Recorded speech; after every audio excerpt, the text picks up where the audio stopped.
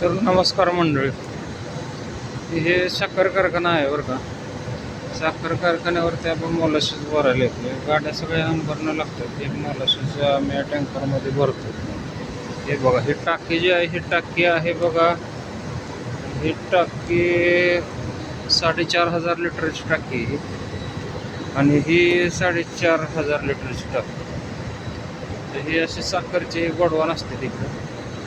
हे साखर कारखाना. तर आमचं हे आता मोलाशीस पाणी. मोलाशीस म्हणजे काय, काहींना वाटते घाण पाणी आहे किंवा काय. घाण पाणी जे आहे ते वेगळं असते. बघा, हे मोलाशीस बघा असं पडतं. हे एकदम गुळाचा पाक असले का ते. आणि याच्यापासून जे आहे ते मोलाशीस तयार होतं. याच्यापासून इथेनॉल तयार होतं. इथेनॉल हे डिझेल आणि अल्कोहोलसाठी जातं. अल्कोहोल तयार होतं याच्यापासून. तर मित्रांनो, सबस्क्राईब करा, लाईक करा. धन्यवाद.